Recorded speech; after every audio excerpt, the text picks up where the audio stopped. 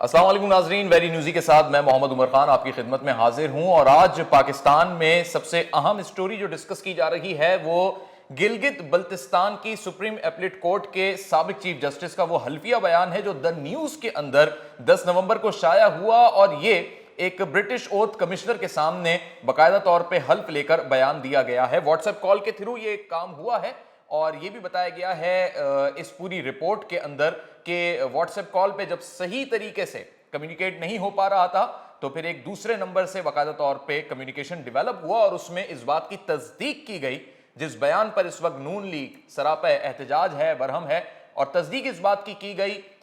سابق چیف جج supreme appellate court Gilgit Baltistan Rana Shamim کی جانب سے کہ سابق چیف جسٹس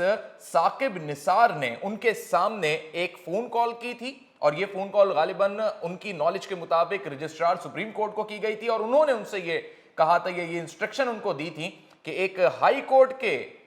جسٹس ہیں، ان کو یہ کہا جائے کہ الیکشن 2018 سے پہلے سابق وزیر اعظم نواز شریف اور مریم نواز کی ضمانت نہیں ہونی چاہیے، یعنی یہ دونوں لوگ اندر ہونے چاہیے، ان کی کسی بھی صورت میں ضمانت نہیں ہونی چاہیے۔ کیوں یہ انہوں نے کہا تھا، کیا وجوہات تھیں، اور کیا یہ بیان سچا ہے یا جھوٹا ہے؟ جب اسی حوالے سے سابق چیف جسٹس ثاقب نثار سے پوچھا گیا تو انہوں نے یہ جواب دیا کہ ایسا کچھ بھی نہیں ہوا، انہوں نے اس بیان کو مسترد کر دیا، جبکہ یہ ایک حلفیہ بیان تھا رانا شمیم کا، وہ بھی اپیلیٹ سپریم کورٹ کے سابق چیف جج ہیں گلگت بلتستان کے، اور حلفیہ بیان تھا یہ۔ لیکن ثاقب نثار نے ان کے اس بیان کے پیچھے یہ وجہ بھی بتائی کہ جس وقت وہ supreme appellate court Gilgit Baltistan کے سابق چیف جسٹس تھے اس دوران وہ اپنی مدت ملازمت بڑھانا چاہتے تھے یا بڑھوانا چاہتے تھے، اور ثاقب نثار نے ایسا نہیں کیا تھا۔ اس کے جواب میں رانا شمیم نے یہ جواب دیا ہے کہ وہ ایسا نہیں چاہتے تھے، اور نہ ہی ثاقب نثار کے پاس اس بات کا اختیار تھا کہ وہ مدت ملازمت ان کی بڑھا سکیں، یہ اختیار وزیر اعظم کے پاس ہوتا ہے۔ سوال یہ پیدا ہوتا ہے کہ پھر ثاقب نثار نے ایسا کیا یا نہیں کیا، کیونکہ بات جو اس پورے حلفیہ بیان میں ہے وہ یہ بھی شامل ہے کہ اپنی فیملی کے 27 افراد کے ساتھ 2018 میں ثاقب نثار گلگت بلتستان میں تھے، اور جو عدالت کا یا عدلیہ کا جو ایک مہمان خانہ ہوتا ہے وہاں پر وہ ٹھہرے تھے، ان کی اہلیہ اور وہ موجود تھے، اور اسی طریقے سے رانا شمیم اور ان کی اہلیہ بھی وہاں پر موجود تھے، اور شام کی چائے کا یہ وقت تھا، اور اسی دوران انہوں نے فون کال کی جس پر رانا شمیم نے کہا کہ میں نے سابق چیف جسٹس سے یہ پوچھا بھی ثاقب نثار سے کہ نواز شریف کے ساتھ غلط ہو رہا ہے اور ایسا کیوں کیا جا رہا ہے اور آپ اس میں کیوں شامل ہو رہے ہیں، تو اس میں ان کا یہ کہنا تھا کہ تم یہ بات نہیں سمجھو گے، آپ کو نہیں معلوم یہ کہ پنجاب کی کیمسٹری کیا ہے اور گلگت بلتستان کی کیمسٹری بالکل اس سے ڈیفرنٹ ہوتی ہے۔ یہ وہ تمام تر بیان ہے جو شائع ہوا، اور اس بیان کے بعد رانا شمیم کے حلفیہ بیان کے بعد، اس رپورٹ کے شائع ہونے کے بعد، یا یہ کہہ لیجئے کہ ثاقب نثار کے جواب دینے کے بعد، اسلام آباد ہائی کورٹ نے اس پر نوٹس لے لیا، اور ذاتی حیثیت میں چیف ایڈیٹر دی نیوز کو بھی کل طلب کر لیا ہے، ساتھ ہی انہوں نے رانا شمیم سے بھی جو ہے جواب طلبی کر لی ہے، اور ثاقب نثار تک بھی غالباً یہ معاملہ جائے گا۔ لیکن اطہر من اللہ اس پہ کیا کریں گے؟ وزیر اعظم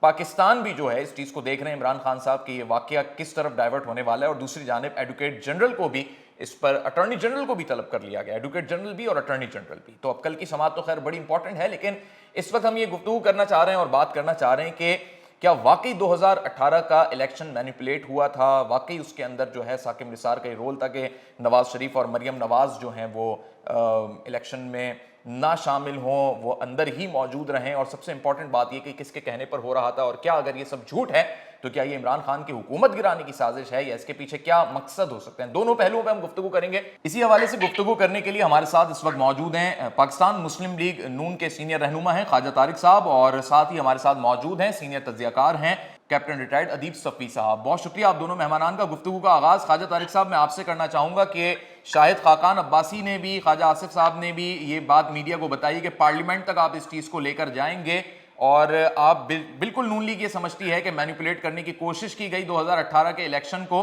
سوال یہ پیدا ہوتا ہے کہ اس کے مقاصد کیا ہو سکتے ہیں؟ خواجہ صاحب اس کے مقاصد پر روشنی ڈالیے، پھر میں ادیب صفی صاحب سے بھی پھر میں اس پہ ویو لوں گا۔ بہت شکریہ، بسم اللہ الرحمن الرحیم۔ بات یہ ہے کہ یہ تمام باتیں جو ہیں یہ ایک بیان جو ہے جو اخبار میں چھپا ہے دی نیوز میں، رانا شمیم صاحب چیف جج گلگت بلتستان، ان کا ایک حلفیہ بیان ہے جی جو انہوں نے دیا ہے کہ کس طرح سابق چیف جسٹس صاحب نے میاں نواز شریف اور ان کی صاحبزادی مریم نواز کے حوالے سے فیصلے پر اثر انداز ہونے کی کوشش کی تھی. تو اب چونکہ یہ اسلام آباد ہائی کورٹ نے اس کا 100 ووٹو نوٹس لے لیا ہے، تو ہم سمجھتے ہیں کہ کل انشاءاللہ جو ہے اس پر جو ہے تفصیلی وہاں بات ہوگی اور جو دودھ کا دودھ اور پانی کا پانی جو ہے وہ واضح ہو جائے گا. ہماری تاریخ یہ رہی ہے کہ ہم اس طرح کے فیصلے جو ہے کرواتے رہے ہیں. اس سے پہلے بھی اگر آپ کو یاد ہو اسلام آباد ہائی کورٹ کے جسٹس شوکت صدیقی کا ایک بیان جو ہے آپ کے علم میں ہوگا، جنہوں نے یہ بتایا کہ کس طرح ان کے فیصلوں پر اثر انداز ہونے کی کوشش کی جاتی تھی. اور ان کا آج تک کیس جو ہے سپریم جوڈیشل کونسل نے نہیں سنا. اگر یہ بر وقت سن لیا جاتا اور اس پر بر وقت فیصلہ ہو جاتا تو میں سمجھتا ہوں کہ اس طرح کی یہ نوبت آج پیش نہ آتی. جی ٹھیک ہے کیپٹن ادیب صفی صاحب، اس طرح تو ایسا لگ رہا ہے کہ عدلیہ اپنی کریڈیبلٹی کھو دے گی اور معاملہ جو ہے وہ بہت دور تک چلا جائے گا اگر واقعی سابق چیف جسٹس ثاقب نثار اس میں انوالو پائے گئے. جی بہت شکریہ. بسم اللہ الرحمن الرحیم. دو چیزیں میں کہنا چاہوں گا اس سلسلے میں. عدلیہ کے اوپر ویسے ہی بڑے سوالیہ نشان اٹھتے رہتے ہیں اور ایک بڑا سوشل میڈیا پہ بھی اور ہر لوگوں کے ذہنوں پہ ایک بڑا نیگیٹو امیج پرسپشن کریٹ کیا گیا ہے. کس حد تک میں سچائی ہے اور کس حد تک پرسپشن ہے، یہ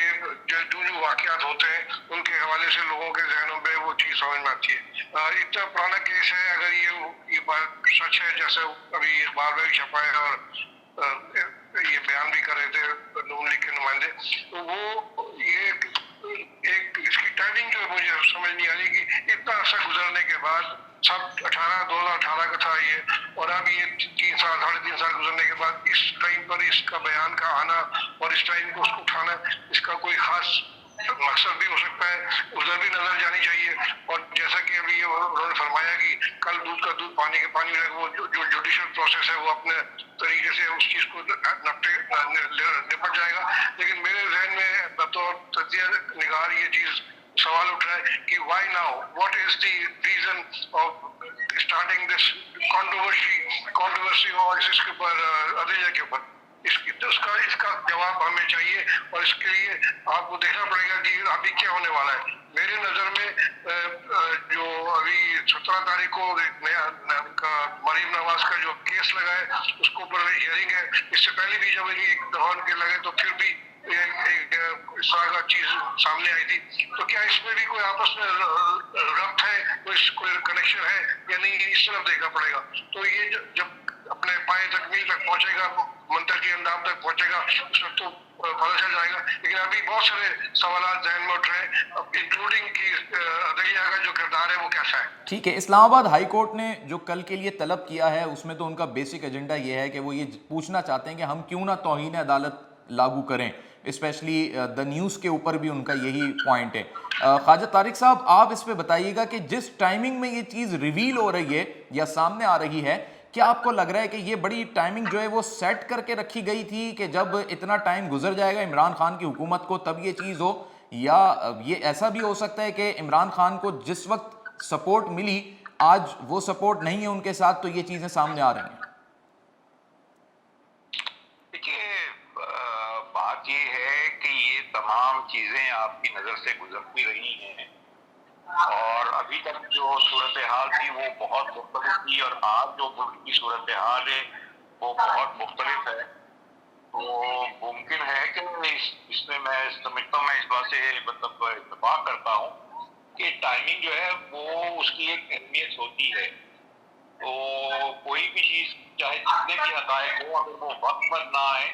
ان کی کوئی حیثیت نہیں ہوتی. اور آج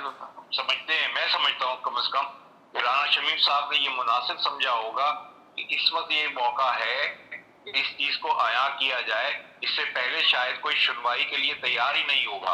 اچھا، دیکھیے، میں نے جیسے پہلے عرض کیا کہ شوکت صدیقی صاحب کا معاملہ جو ہے وہ تو آج تک نہیں سنا گیا. ممکن ہے کہ آئندہ دنوں میں وہ کیس بھی اٹھ جائے. تو وہ کچھ نہیں کہا جا سکتا اس بارے میں. ٹھیک ہے. یہ تو ایسے معاملات ہیں جو میں سمجھتا ہوں کہ جو ایوان اقتدار میں یا اس لیول پہ لوگ بیٹھے ہیں ان کو زیادہ اس کا ادراک ہوتا ہے، علم ہوتا ہے، اور وہ اس چیز کو زیادہ بہتر سمجھتے ہیں. بظاہر یہ نظر آتا ہے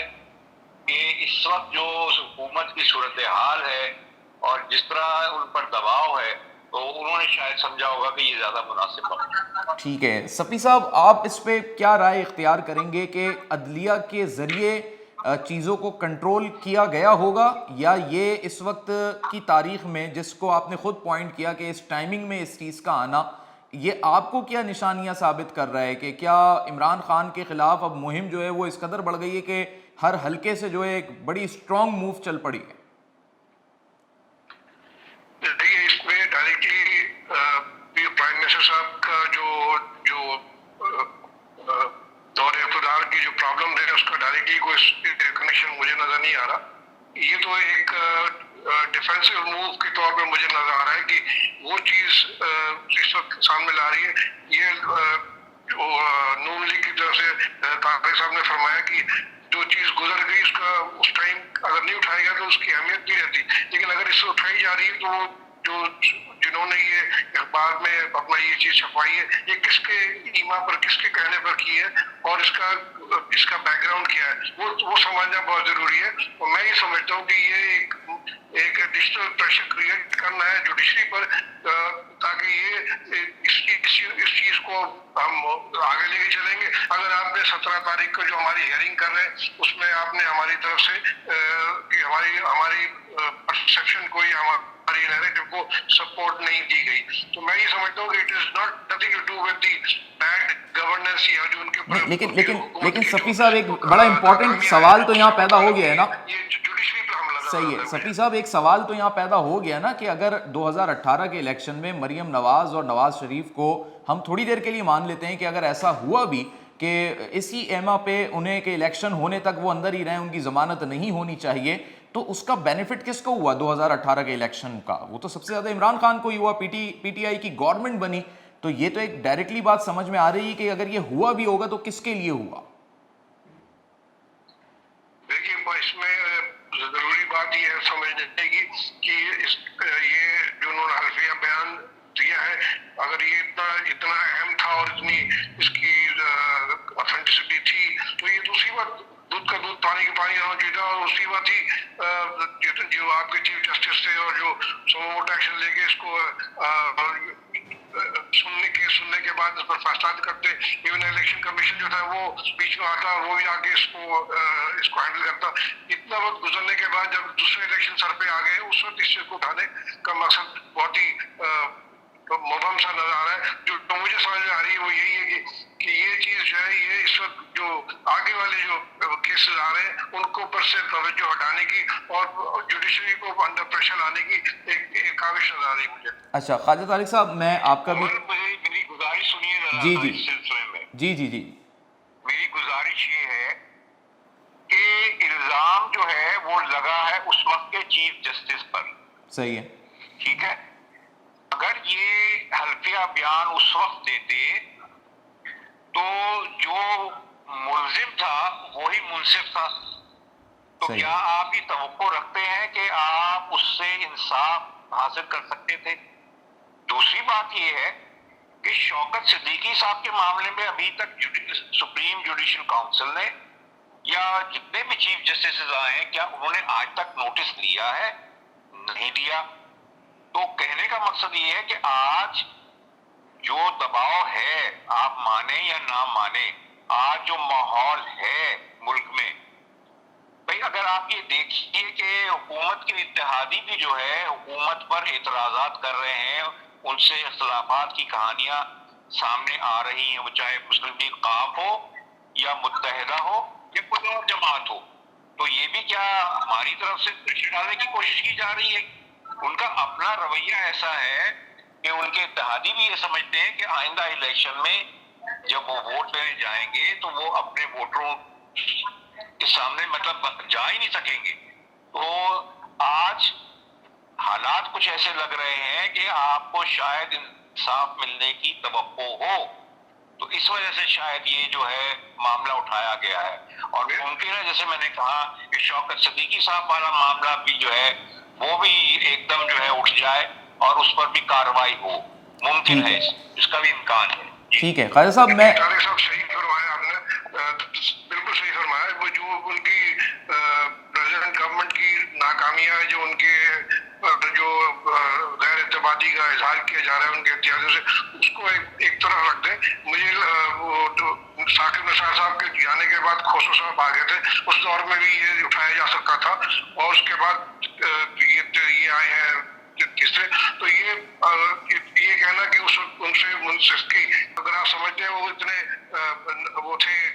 ان پہ اعتماد نہیں کیا جاتا، you should not have been the chief justice۔ خیر نہیں، ان کے جانے کے بعد کھوسرو صاحب آ گئے تو اس دور میں بھی وہ امیڈیٹلی اٹھا سکتے تھے۔ کھوسرو صاحب بھی تو ثاقب نثار صاحب کے ساتھ، وہ بھی تو اس بینچ میں تھے نا جو میاں صاحب کے خلاف جنہوں نے فیصلہ دیا ہے، وہ بھی پارٹی تھی اسی رات میں۔ اچھا بات یہ، لیکن بات اس چیز کی ہے کہ اب اتنے عرصہ گزرنے کے بعد ان پر بھی میں سمجھتا ہوں کہ دھبا یا داغ آتا، ان پر بھی الزام لگتا کہ وہ بھی اس کھیل میں ان کے ساتھ تھے۔ اب میں نے جیسے عرض کیا، یہ تو اب کل جب اسلام آباد ہائی کورٹ جو ہے نوٹس لے گا، اس پر جو مزید بات چیت ہوگی، جو اپنا موقع پیش کریں گے، میں سمجھتا ہوں کافی چیزیں جو ہے کھل کر سامنے اور واضح ہو جائیں گی۔ ہمیں میرے خیال میں انتظار کرنا چاہیے۔ ٹھیک ہے خالد صاحب، بہت شکریہ خالد صاحب اور کیپٹن صفی صاحب، آپ دونوں نے اپنا قیمتی وقت دیا، اور دیکھتے ہیں کل کی سماعت کے بعد کیا کورٹ کا بیہیویئر رہتا ہے، کیا ڈائریکشنز ملتی ہیں اور کس جانب یہ معاملہ جاتا ہے۔ آپ دونوں مہمانان کا بہت شکریہ۔ تو ناظرین، اب یہ دیکھنا ہے کہ کل اسلام آباد ہائی کورٹ میں اس کیس پہ کیا مزید پیش رفت ہوگی اور کیا ڈائریکشنز ملتی ہیں۔ بیسک ایجنڈا کل کا یہی ہے کہ توہین عدالت کیوں نہ لگائی جائے، یہ بنیادی سوال ہے، لیکن اس حوالے سے بھی تحقیقات ہونی چاہیے کہ اگر وہ حلفیہ بیان ہے تو اس کی کتنی صداقت ہے، اور چیف جسٹس ثاقب نثار سے بھی اس پر ان کا ویو کورٹ میں ہونا چاہیے، اور حلفیہ بیان کس روشنی میں دیا گیا ہے، کیا اس کے مصدقہ حقائق ہیں، کیا وہ پیش ہو سکتے ہیں یا نہیں ہو سکتے، یہ بھی عوام کے سامنے آنے چاہیے۔ محمد عمر خان کو دیجیے اجازت، اللہ حافظ۔